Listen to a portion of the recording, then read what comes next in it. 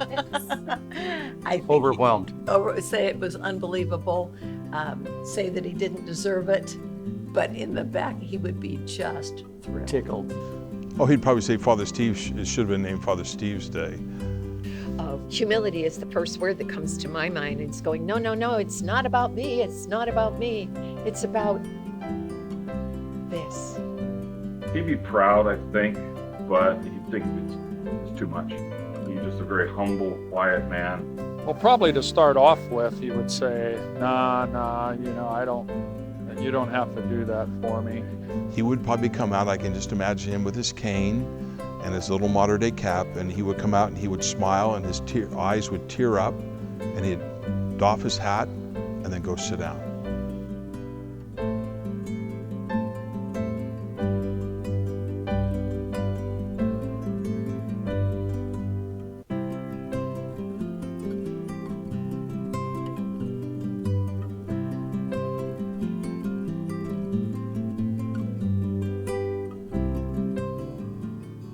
One of the nicest gifts that I can imagine was he gave his car that we've just talked about to Father Steve Salat. Oh, that was his pride and joy, that car. Who, by our seniors, who would ask if they could drive Josef's Mustang? Never happened. I'd like to give you the car. And I said, Joseph, I can't. I'm honored, but I can't accept the gift. He came back a week later and said, here's the keys to the car.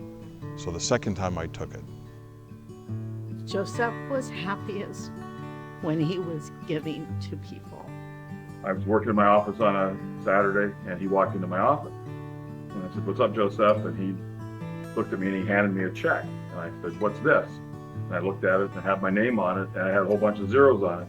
And I said, Joseph, what is this? He says, I'm paying for my apartment. I said, Joseph, you can't pay for the apartment. But he came by and he said, I'd like to make a gift to Mater Dei. And he said this would kind of be the first part of it.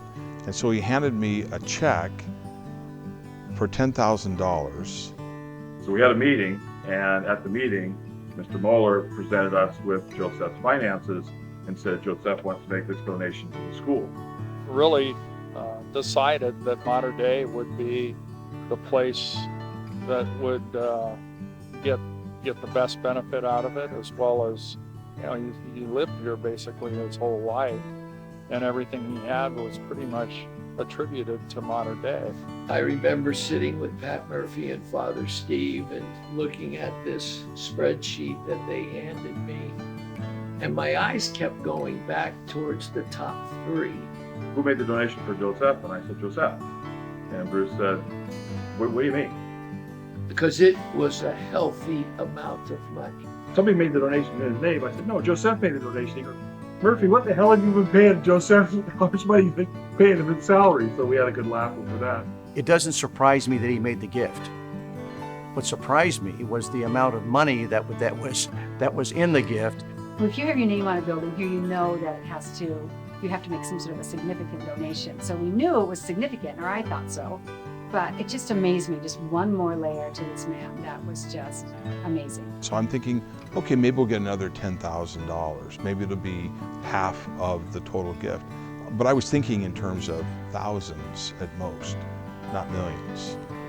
That's silent giving. It's not about Joseph.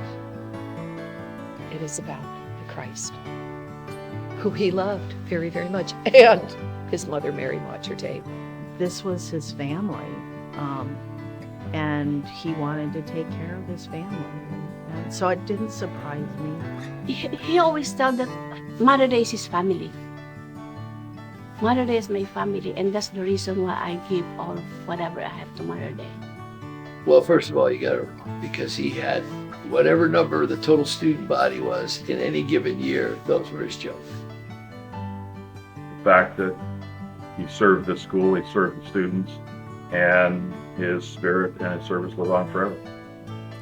Well, I think it's all of our faculty, students, I think it's all of our responsibility to honor this great man's past, but find a little niche for this great man. That's all we can ask.